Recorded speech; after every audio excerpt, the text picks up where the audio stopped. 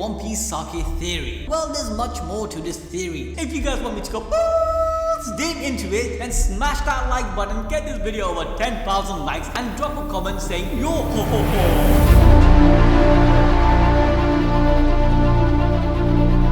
Yeah, baby! Yes, yes, yes, yes!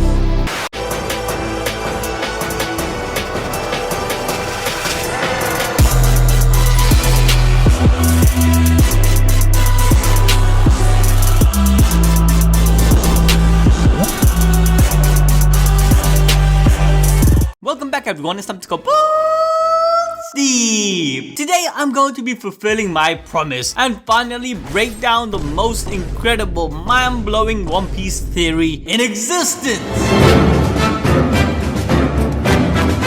Wait, what? No, not that one. I'm talking about something greater than the One Piece theory. Yes, guys, I'm talking about the true nature and treasure of One Piece. Yes, I figured it out. One Piece is a 1,000-year-old fermented sake. Are you fucking dumb?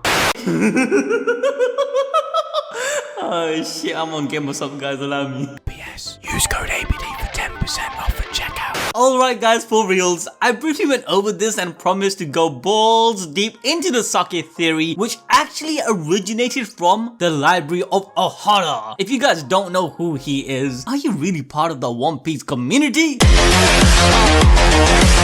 Not to be confused with a good friend Manu, who also goes by the name Ohara, Artur the Library of Ohara has a gosh damn website filled with amazing One Piece knowledge and archives which he himself updates frequently. He's also quite popular and known on the One Piece Reddit and Twitter, but most importantly, my guy has also started to post One Piece content on YouTube. And for this video, my friend Artur is going to be joining us and explain the finer details to the sake theory and why it all adds up. And then afterwards, you will also understand Luffy's actual dream and goals. Yes, it's not to be Pirate King or to find One Piece, but to hold the biggest party in the world. That don't make no sense. Okay, so before Arthur gives his balls deep analysis, I'm gonna have to lay down the groundworks so everything will make sense. So far, the One Piece plot has already given us information about the treasure that's left in the final island. In fact, if you guys watched our What is One Piece series, you will understand that the treasure of One Piece is composed of many different things. There is a point to be noted that Oda himself confirmed that the One Piece is an actual physical treasure, where this material treasure found is in the final island, Laugh Tale. But let's quickly break down what we know it to be. Number 1, One Piece is the accumulative treasure or information Roger left behind, also likely to be his journal. And then number 2, the poneglyph and treasure that JoyBoy left behind. The aforementioned sake is technically part of the latter treasure, making it JoyBoy's sake, likely also dating back to Bink's sake. However, Arthur will go balls deep into that, so just stay tuned. But to understand the importance of this sake and why it will be there as a treasure goes back to JoyBoy's mission and everything else he left in Laugh Tale. I'm not going to go over this mission in full detail because I already have done so countless times in different videos, so make sure to check out our playlist if you are confused. However, to sum everything up, JoyBoy's goal is to unify the world, end discrimination, and give everyone a sense of freedom. This is a direct parallel to the current world system, with the world government being a monarch, with the celestial dragons being at the top looking down on everyone, having a secret world leader that can snuff out the like of any person they don't like. Like, come on, the One Piece world cannot get any more corrupt. So for JoyBoy's dream to be achieved, the world government needs to be overthrown and the sea needs to be united as one. Currently, the world is separated into regions, making it easier for the world government to control the masses. The red line being a huge continent separating one half of the sea, and then the Grand Line, encapsulated by the calm belts filled with sea kings, separating the sea into another half. Technically speaking, we have 6 separate segments to the sea: north, east, south, west, blue, and then the first and second half of the Grand Line. So if JoyBoy wants to unite the world and the people together, he has to make it easy for any ordinary person to travel. In fact, the idea of this separation needs to be be removed. The only way to do that is to destroy the fundamental thing which separates the sea in the first place, which is the red line and the calm belt. To do this, the ancient weapons are needed. Pluton likely to blast the hole or even destroy the red line completely. Poseidon to control the sea kings on the calm belt. And then Uranus, which we speculate can control the weather to literally, well, you know, fix the unpredictable weather in the new world, which is the second half of the Grand Line, and pretty much make the sea in general safe for travel to some degree. Everything knits together perfectly. Ultimately, this would achieve a unified sea where we come to the term all blue. Yes, the same all blue Sanji mentioned and dreamed to see, where fishes from every part of the oceans are located. Well, this all blue is how the sea should have originally been before the separation of the Grand Line and Red Line. Either way, One Piece being all blue is such a well-known and common idea in the community that I don't need to go further into it. However, this dream and end goal is theorized to be founded in JoyBoy's Poneglyph journal, where it will speak of this dream alongside the history of the world, the word century, the origin of all races in the One Piece world, the celestial dragons, the family of D, and even the existence of devil fruits. In all of this, JoyBoy will explain that knowing his goal could not have been achieved in his era, either using some next future foresight devil fruit or having his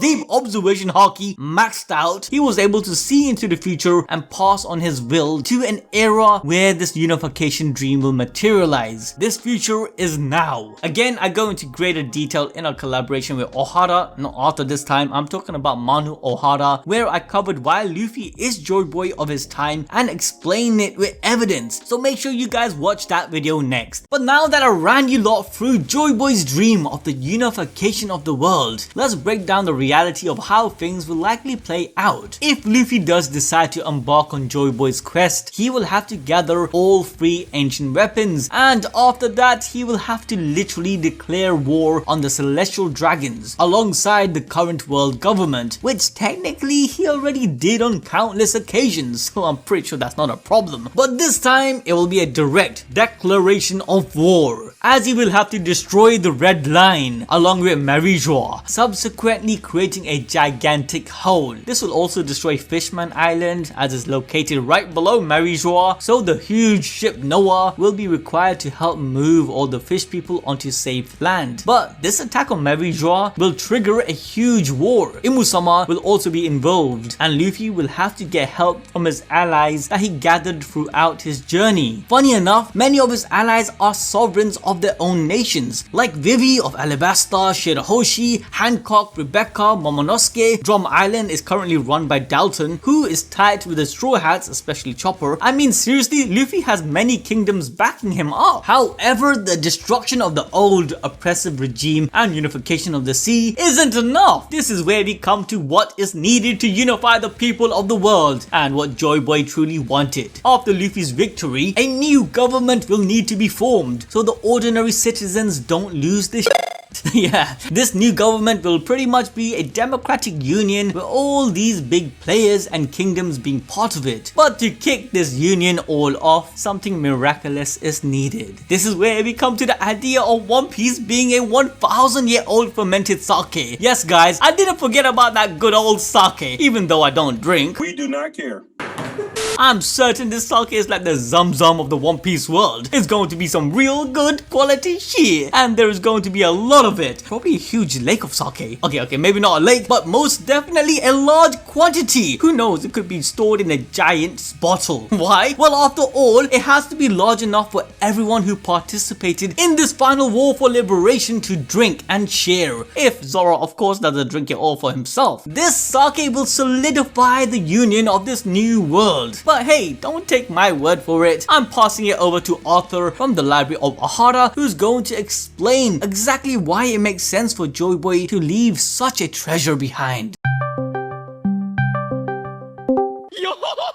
The reason why I thought that One Piece treasure is sake is because of how important sake is narratively to both the world of One Piece as well as ours. Sake can be considered as the ultimate connector of people, especially in Japanese culture, where the exchange of sake is something that helps bring people together. Just as we see in the world of One Piece, sake can be exchanged to signify a bond stronger than family, a bond of brotherhood and friendship, of nakama, which we see reflected with how Luffy exchanges sake with many of his friends and allies to forge said bonds. And so if Luffy were to exchange the sake that JoyBoy left behind, he could quite literally use it to unify the entire world in an act of friendship, delivering joy and laughter to everybody, just like it was said that JoyBoy would one day do, making Luffy quite literally the new JoyBoy, the boy who delivers joy. And this is particularly what is outlined within the story of Binks' sake. If we take a look at the lyrics of Binks' sake, we realize how so much of it explains so many of the events of the Void Century. For example, it talks about a song passed down by birds in circles, which could refer to the Kosuke clan, as their crest bears a bird in a circle. It talks about splitting the seas, which could literally be destroying the Grand Line and the Red Line, and tomorrow's morning sun, or the dawn of the world, among many other things. But it particularly talks at the end about a never-ending, ever-wandering laugh tale, which is the same words that Roger used to describe the laugh tale that he found at the final island, naming the island after it. As such, this laugh tale would be Binks' sake itself, a story that talks about JoyBoy's story and the nature of the One Piece treasure itself, one that exists beyond this laugh tale, that being, of course, Binks' sake, the sake that the new JoyBoy will eventually use to deliver it to all in the world. And it's looking across the entire series that we realize just how much sake has always been the key to everything all along. For example, in chapter 1 we saw the red-haired pirates partying and drinking in Luffy's hometown. Their party was interrupted by the bandit Higuma, who demanded to be given all the sake in the store. And how did Shanks react? He offered Higuma a bottle of sake. At that moment, since the very beginning of the series, Shanks was offering the equivalent of the One Piece in exchange to Higuma to be friends with him. Higuma, however, smashed the bottle, claiming that he wouldn't be happy with just one piece of sake, but in response to that, Shanks laughed. He laughed just like Roger because he knew that sake is meant to be shared. Sake is meant to connect people together. Luffy got angry, asking Shanks why he was laughing, as he did not yet understand the real importance of sake, much like all of us readers. But now we know why Shanks laughed. We understand the symbolic value of sake. And if we go beyond that, there's plenty more scenes that also show us how important sake is. To name just a few, when the Straw Hats enter the Grand Line in chapter 100, they declare their dreams on a barrel of sake. When Blackbeard declared that dreams never end and that the One Piece exists, he slammed down to the ground a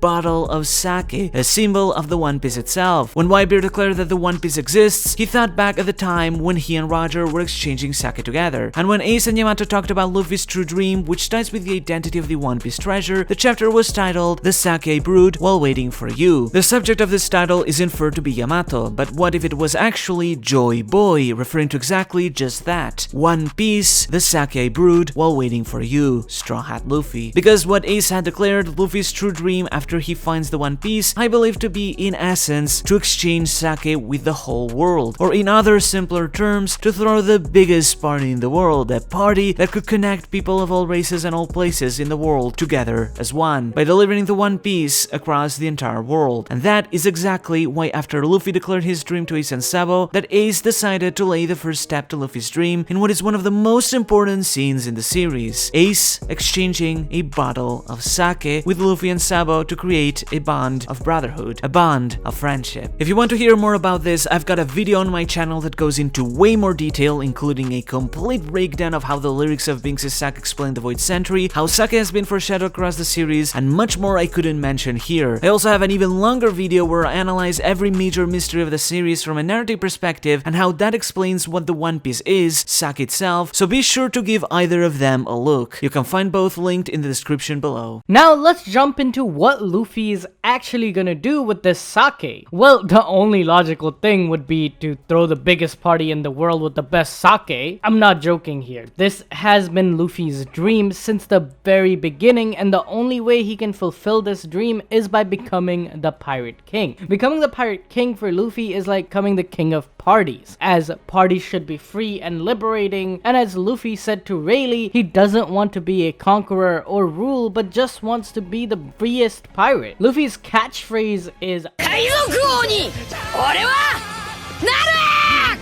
and most people take this as his dream and goal in his life. However, this is likely a setup purposely done by Oda. For Luffy, becoming the Pirate King may be just a checkpoint for a bigger goal. For evidence, if we take a look at chapter 585, where Luffy, Sabo, and Ace are talking about their dreams, here Sabo wants to see the world and write a book about it. Ace wants to be famous and well known throughout the world, and to achieve these dreams, they will become pirates because a pirate can do anything he wants. Similarly, Luffy tells them his dream. Now, we assume he tells them he wants to be the king of the pirates, but for some odd reason, Oda decides to not show the panel of Luffy actually stating his dream. It cuts straight to Ace and Sabo laughing at him. Now, why would Oda omit this when Luffy, like every other chapter, is saying how he's gonna become the king of the pirates? It wouldn't be that big of a thing for Oda to just make him say he's gonna become the king of the pirates in this flashback, but he decided to omit this. Luffy needs to become the pirate king to be able to throw the biggest party in the world. That's his actual dream, which Oda conveniently decided to leave out. Now, Luffy throwing the biggest party with everyone doesn't just stop there, as I know some of you have probably noticed something at the end of each One Piece arc or when new members or friends of the Straw Hats are made. From the end of Arlong Park, Alabasta, Skypiea, Thriller Bark, even Punk Hazard, after end of each of these arcs, Luffy loves to party and drink sake with his new friends he has made along the way. So of course,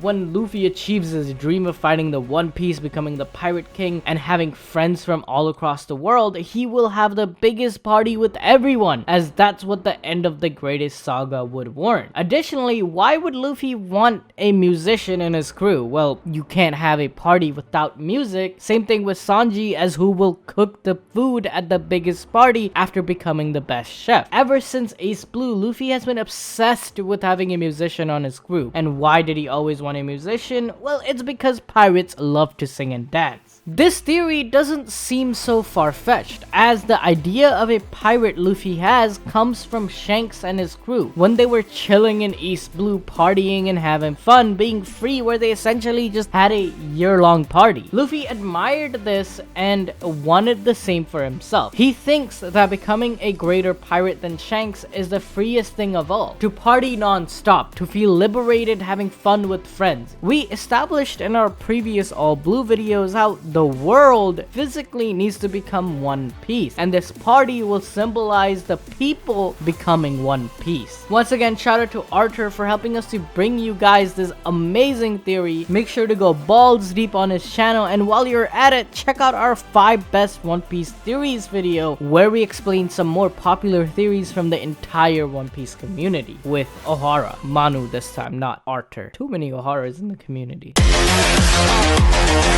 Or not enough Oharas in the community.